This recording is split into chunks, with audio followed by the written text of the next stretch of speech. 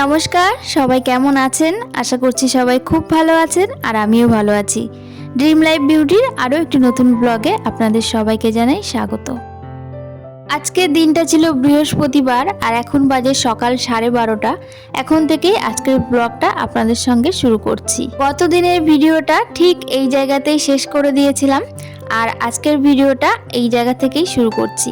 বৃহস্পতিবারের পুজো করতে একটু বেশি টাইম লাগে অন্য দিনের তুলনায়, কারণ এই দিন ঠাকুরের সিংহাসন মোছা, সমস্ত ঠাকুর বের করে পরিষ্কার করে আবার ঘট পেতে পুজো দেওয়া, এগুলো তো একটু সময়ের ব্যাপার। আর বৃহস্পতিবারের দিন প্রায় 1 ঘন্টা লেগে যায় আমার পুজো দিতে। তো যাই হোক, একটু দেরিই হয়ে গেল দুপুরে রান্নাটা করতে। আজকে বাজার থেকে মাছ এনেছে, বড় বড় এই যে আমুদি মাছ, আর তার সাথে এনেছে চিংড়ি মাছ। বিশেষ করে চিংড়ি মাছ আনতেই বলেছিলাম, কারণ লাউ রয়েছে বড় একটা। তো কিছুটা লাউ তো সকালবেলাতে ডাল রান্না করা হয়েছিল, আর বাদবাকি লাউটা দিয়ে এখন চিংড়ি মাছ দিয়ে ঘন্ট করব। তো সেই জন্যই চিংড়ি মাছ আনতে বলা হয়েছিল। তো চিংড়ি মাছের সাথে আমুদি মাছ নিয়ে এসেছে। আর এই শীতকালের দিকে না এই সমুদ্রের মাছগুলো খেতে ভীষণ ভালো লাগে। আর আমাদের বাড়িতে তো প্রায় দিনই ছোট মাছ রান্না করা হয়, সে যে কোনো ছোট মাছই হোক না কেন, যেমন আমুদি মাছ, তারপর মোরলা মাছ, তাছাড়া অনেক ধরনের মাছ ছোট ছোট নিয়ে আসে। তো যাই হোক, সেগুলো দিয়ে চচ্চড়ি রান্না করা হয়। আর এই শীতকালের দিকটা দিয়ে ধনেপাতা দিয়ে আলু বেগুন দিয়ে চচ্চড়ি ভীষণ ভালো লাগে খেতে।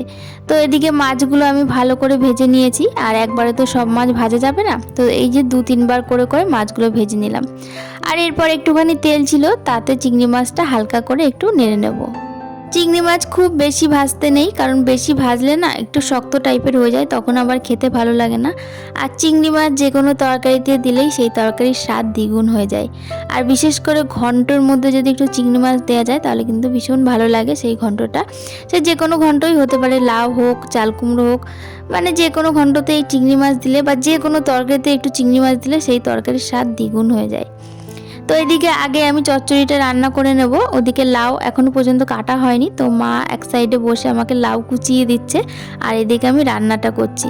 আর যেহেতু বৃহস্পতিবার সমস্ত ঠাকুরের বাসন মেজে ঘষে পুজো করতে করতে একটু দেরিই হয়ে গেছে, তো সেই জন্য মা লাউটা কেটে দিচ্ছে। আর আমি এদিকে চচ্চড়ি যে তরকারিটা হয় সেটা তাড়াতাড়ি করে কেটে নিয়েছি, কেটে এই যে মশলা করে বসিয়ে দিয়েছি।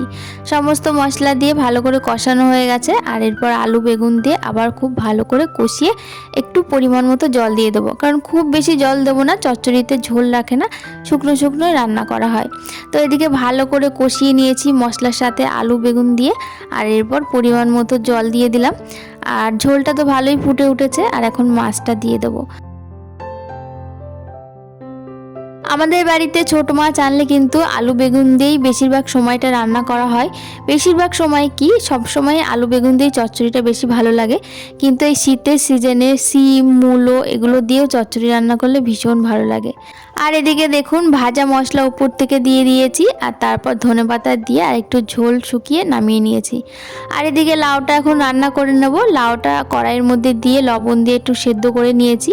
আর লাউ তো জানেন আগে থেকে হলুদ দিলে সেদ্ধ হয় না, তো কিছুটা সেদ্ধ করে তারপর হলুদ, তার মধ্যে কাঁচা লঙ্কা বাটা, আর একটু রঙের জন্য দিয়েছি লাল লঙ্কার গুঁড়ো, আর চিংড়ি মাছটা দিয়ে দিয়েছি। দিয়ে আরেকটু নাড়িয়ে চাড়িয়ে আরেকটুখানি ঢেকে দেবো, কারণ হলুদের যে কাঁচা গন্ধ সেটা চলে যাক, তারপর ফোড়ন দেবো।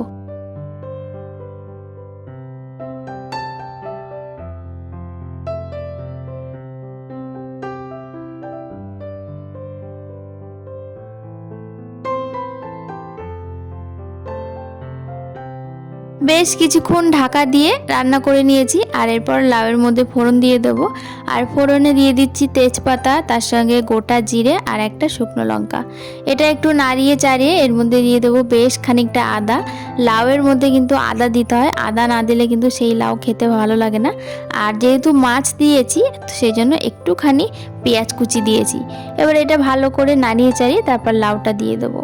এর মধ্যেও কিন্তু ভাজা মশলা দেবো, আর আমাদের বাড়িতে ভাজা মশলা প্রায় প্রতিটা তরকারিতেই দেয়া হয়। আগে জিরে ধনেটা একটুখানি শুকনো কড়াইতে নাড়িয়ে নিই, তারপর লাস্টে বেটে উপর থেকে দিয়ে দিই। এটা দিলে বেশ সুন্দর একটা গন্ধ বেরোয় আর আলাদা একটা ফ্লেভার আসে। তবে সব তরকারিতে কিন্তু আবার ভাজা মশলা চলে না। তো যাই হোক, এদিকে লাউয়ের মধ্যে এই যে ভাজা মশলা বেটে দিয়ে দিলাম। আর এখন শীতকাল মানেই তো প্রতিটা তরকারিতে ধনেপাতা। ধনেপাতা দিলে সেই তরকারিটা আমার ভীষণ ভালো লাগে খেতে, আর লাউ ঘন্টতে তো দিতেই হবে। বেশ কিছুটা ধনেপাতা কুচি দিয়ে দিলাম আর তার সঙ্গে 2 চামচ মতো চিনি দিলাম। লাউ তো একটু মিষ্টি মিষ্টি হবেই, তাই না? তো এদিকে দিয়ে আর একটুখানি ভালো করে ফুটিয়ে তারপর নামিয়ে নেব।